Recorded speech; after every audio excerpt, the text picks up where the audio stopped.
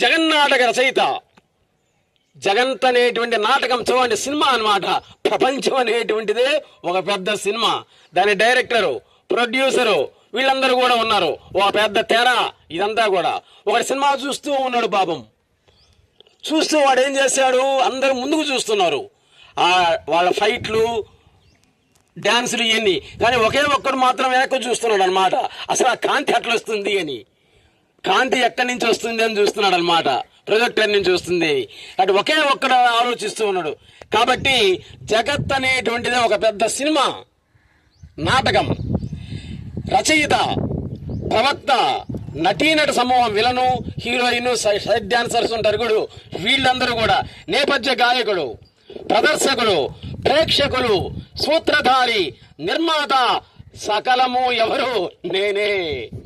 మొత్తం నేనే. చూసేవాడు నేనే. ఆ తెర నాదే, ఆ కాంతి నేనే, మొత్తం నేనే, అహం స్వరూపమే. కాబట్టి విమర్శకుడు కూడానే. ఇక్కడ చూడండి, సినిమా బాగా హిట్ అయింది లేదా ఫట్ అయింది అంటగా ఆ విమర్శించేటువంటి వాడు కూడా నేనే, మొత్తం నేనే. సర్వం కల్విదం బ్రహ్మ అనేటువంటి వేద సారాంశాన్ని గురువు గారు ఈ రకంగా చెప్పారు. కాబట్టి నామం, రూపం, పదం, అర్థం, ఉనికి, జ్ఞానం, అనుభవం అన్నిటికీ లక్ష్యమైనటువంటి ఏకైక స్ఫురణ ఏది? అది కూడా నేనే. అంతా నేనే. నేను కానిదంటూ ఎక్కడ ఏమీ లేనే లేదు. అసలు నేనెవడిని? చూడండి, ఇక్కడ అంతా నేనే అంటున్నాం. మళ్ళీ నేనెవడిని అనే విచారణ ప్రారంభానికి మునిపే నేను ఆ విచారణ ఫలమై ఉన్నాను. అది నేనెవడిని అని నువ్వు ఆలోచించుకునే లోపే నేను దాని ఫలితాన్ని రిజల్ట్ అయి ఉన్నా. నేను మాత్రం ఉన్నా. ప్రపంచం మొత్తం కూడా నా ప్రకాశమే. జనన మరణాలు ఉండేది ఎవరికి? నాది అనేదానికి. కానీ నేను అనేదానికి కాదు.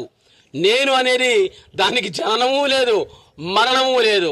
అది నిప్పు చేత కూడా దాన్ని మనం కాల్చలేము, ఆయుధం చేత కూడా దాన్ని ఖండించలేము. నాది నేను అనేటువంటి దాన్ని ఏకంగా ఉన్నటువంటి నేను అనేకంగా ఎప్పుడూ కాలే. చూడండి, ఏకంగా ఉన్నటువంటి నేను అనేకంగా ఎప్పుడూ కానే కాలేదు. సదా నేను ఏకవచనాన్నే. జనన మరణాలు దేశకాలంలోనివి. నేను ఇతరంలో ఉన్నాను. చూడండి, గురువు గారు చాలా విచిత్రంగా ఉంటాయండి ఈయన మాటలో. నేను ఇతరంలో ఉన్నాను. ఇతరం మొత్తం కూడా ఎక్కడుంది? ఎక్కడో లేదు. అది నాలోనే ఉంది. నేను దాంట్లో ఉన్నా, అది నాలోనే ఉంది.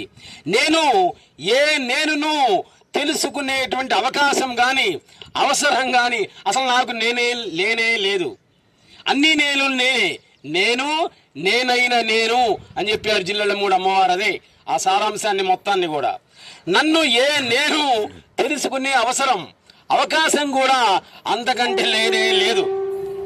సకలానికి నేను ఉండేటువంటి అవకాశం ఉందేమో. చూడండి, ఇక్కడ సకలానికి కూడా నేను ఉండేటువంటి అవకాశం ఉందేమో కానీ నేను అనేటువంటి దానికి ఆ అవసరం లేదు. అవకాశం అంతకంటే లేనే లేదు. నాకంటే కూడా భిన్నమైనటువంటిది కానీ, అధికమైనటువంటిది కానీ, సమానమైనటువంటిది కానీ ఎక్కడా కూడా ఎప్పుడూ లేనే లేదు.